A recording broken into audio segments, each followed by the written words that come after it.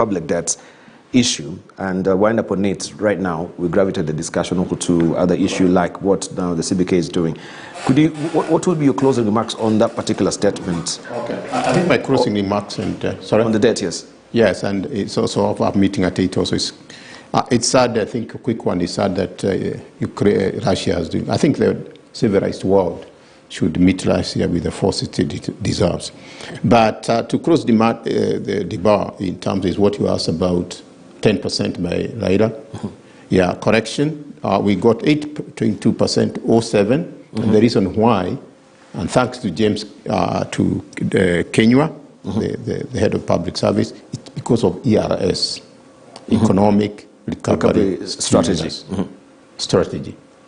What is the economic strategy to get this 10%? And it suggests there are certain areas we can actually focus. And I talked to Wanyande, it's one of the think tank last week, and said, get people, if we are saying 10% and Iraq is on, where do you get this 6,000 per month? So I think he need to come with an economic strategy. Our post-COVID, I think, will be very important. About the issue of the debt, particularly the IMF report, McFie, I'm sorry, IMF have to take with a pinch of salt. I think we need to unpack this thing of debt we are being thrown into our heads. Which debt is it? Most probably they'll be talking about China. That's most likely. So we need to take it in a pinch of salt. You guys are going to China. They are going to come for your airport. They are going to come for your port. They are going to come for your SGR. Those are my closing remarks. Thank you, Diba. And if it's 10% or anybody coming in, let's have what are the doables to achieve that. What are the doables? If may just wanted to show you what we were talking about. Well, Raila is promising that I'll grow economy by 10%. That was in the Daily Nation, if my director may just pick up that. But we can hear from you also on closing remarks on the public debt. We continue first with also the payment system that CBK is putting on the table. Professor Iraqi. What was the question, please? Closing remarks on the public debt that we're talking about. That's an interesting question, because when you asked Professor McFie about former Prime Minister promising that the economy will grow by 10%, you would have rephrased that question. Grow at 10% without debt. Without debt? Yes, I think that would have been a better question. But I think debt is not going to go away. I can promise you. It's not. It has been with every regime. It is going to be the next regime. It is a part of the modern capitalism. And it will be foolhardy for us to imagine that debt is going to go away. So what we need to do is to learn how to manage debt. The same way we manage personal debt, the same way we should manage our country level debt. And he put a very good question. Where is that debt coming from? It doesn't matter where it comes from. Debt is debt, and it should be managed. And finally, if you look at Vision 2030, which I'm sure he is familiar with and most of us, I don't think debt was really a big part of Vision 2030. If you read that national strategic plan. But now debt has come to interrupt that. So if you have to think about the long-term growth of this country, then debt must be managed.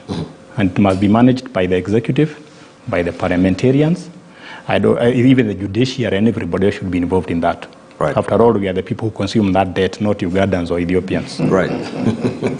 All right, Honorable Bunyasi, it seems this particular bill, though it's a good bill, it will be lost in the shuffle, given that, as we mentioned earlier, you don't have time to actually steamroll it. Then there's a lot of interest that it should really also be going through the phases of Parliament, briefly.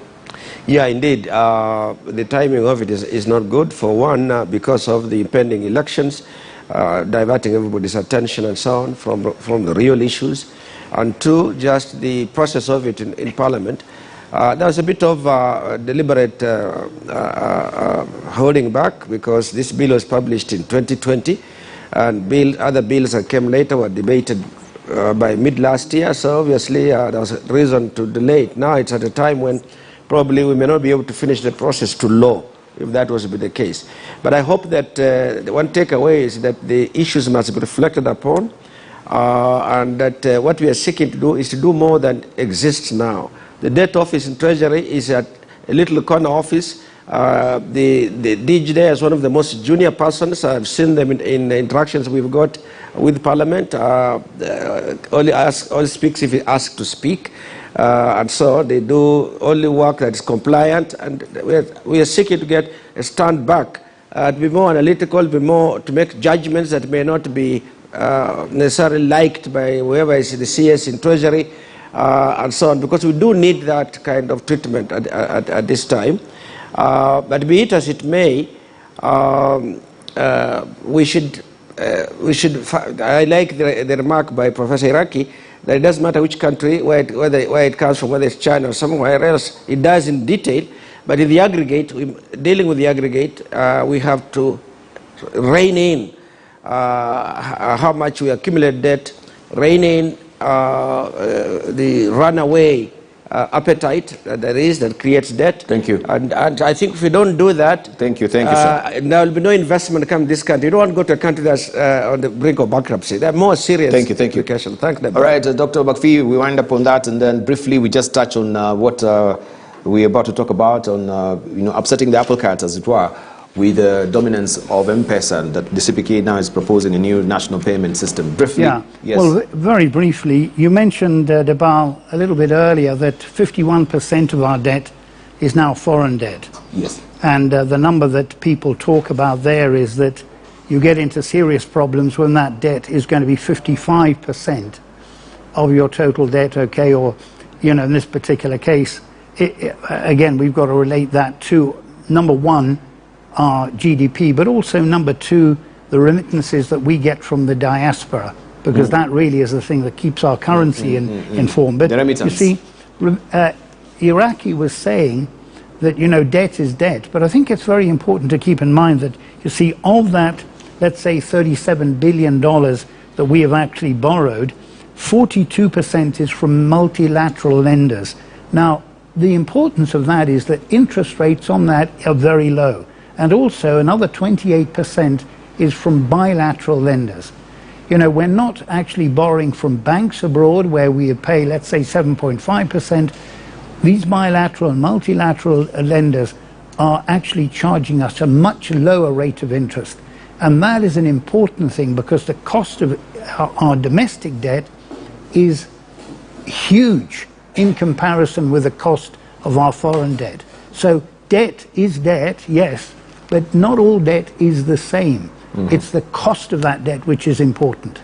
Thank you. The cost of that debt which is important. Thank you, McFie. And of course, the introduction here will act as a segue to a discussion in upcoming shows as well on Sokoni, where the Central Bank of Kenya will, in the next 4 years, work towards curtailing the dominance of Safaricom's mobile payment platforms, M-Pesa, by increasing competition to offer choice to customers. This is part of CBK's second national payment strategy for the period between 2020 and 2025, which was unveiled yesterday. CBK says that